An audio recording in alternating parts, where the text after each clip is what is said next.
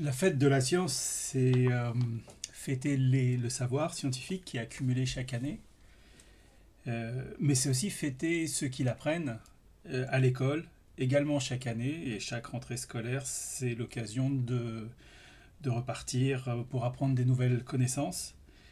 Donc fêter la science, c'est aussi fêter à la fois les chercheurs et ceux qui l'apprennent et ceux qui l'appliquent. Et aujourd'hui, je vais vous présenter le labo.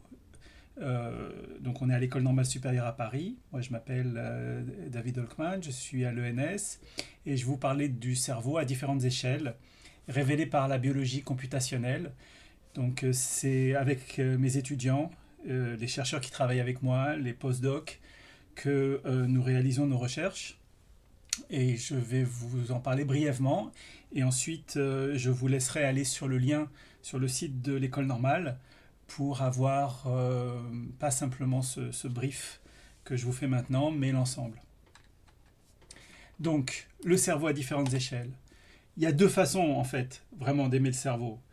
Il y a dans son assiette, comme vous le voyez, avec une recette bien française, celle de la cervelle de veau persillée. C'est une façon d'aimer le cerveau.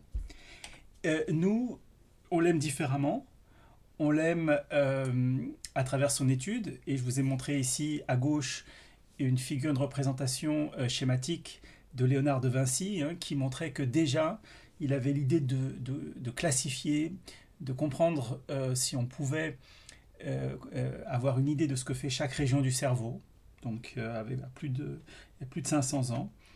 Et 500 ans après, voici un exemple d'une plaquette multi-électrode auquel on peut mettre une tranche de cerveau et enregistrer l'activité extérieure d'un ensemble de neurones. Et cette activité est reportée par chaque petite électrode. Et vous voyez la distance est de la centaine de micromètres entre deux électrodes. Et vous voyez ici un exemple de signal.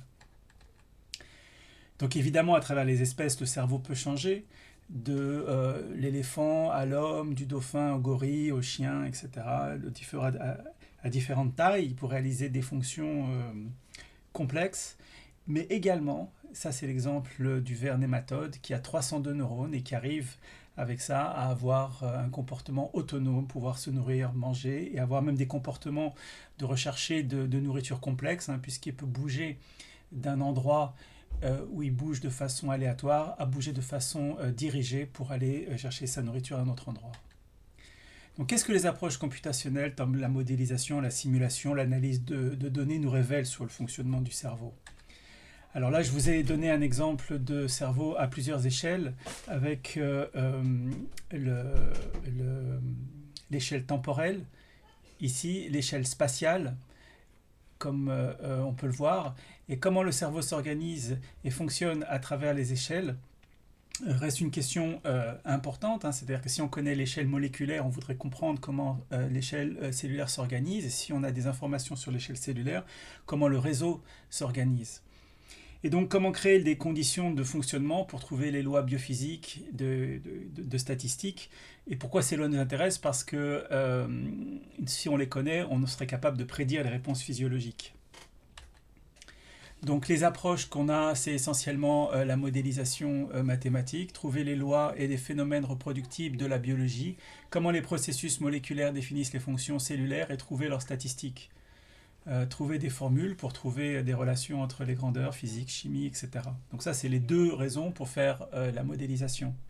Ensuite, des simulations, comment on simule, c'est-à-dire comment on reproduit des éléments de la physiologie à une échelle donnée, par exemple au niveau moléculaire ou au niveau cellulaire. Donc ça nous permet de reproduire une certaine phénoménologie pour valider des concepts ou pour tester l'influence des paramètres comme la taille, le nombre, la vitesse, le coefficient de diffusion.